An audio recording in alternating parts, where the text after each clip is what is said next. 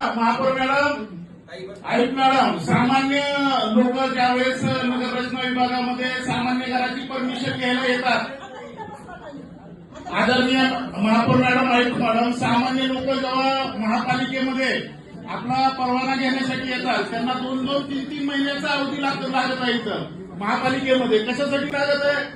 काही कारण काढायचे, त्यांना पाठवून द्यायचं. या नगररचना विभागामध्ये दलालांचा सुळसुळाट झालेला आहे. सगळे दलाल तिथं बसून असतात त्या नगररचना विभागामध्ये आणि सामान्य लोकांना एवढा त्रास आहे त्या नगररचना विभागामध्ये. साधा येण्याचा कागद जर आणायचा असेल तर त्याला 3-3, 4-4 महिन्याचा कालावधी त्याला जातो. कशासाठी हा वेळ चाललाय?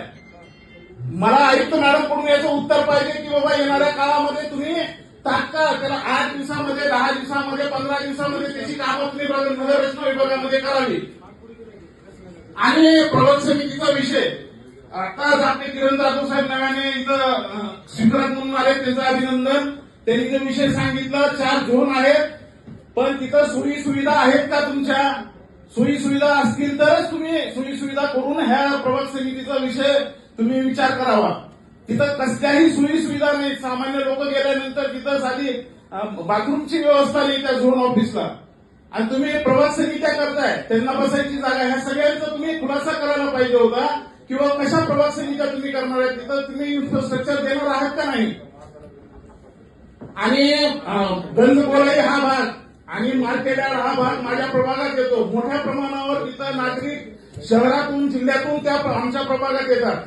तर आपला अतिक्रमणाचं वारंवार महिन्याला एकदा अतिक्रमण काढायचं, ते कायमस्वरूपी तुम्ही त्याच्यावर काहीतरी ठोक हे करावं.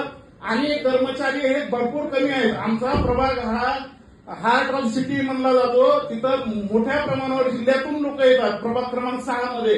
तर कर्मचाऱ्यांची संख्या तिथं वाढवावी जेणेकरून स्वच्छता राहील आणि वेगवेगळे प्रश्न सुटतील. ट्रॅफिकचा विषय आहे, पार्किंगचा विषय आहे. तर हा विषय तुम्ही लक्षात घ्यावा. हे बोलून मी माझे भाषण संपतो.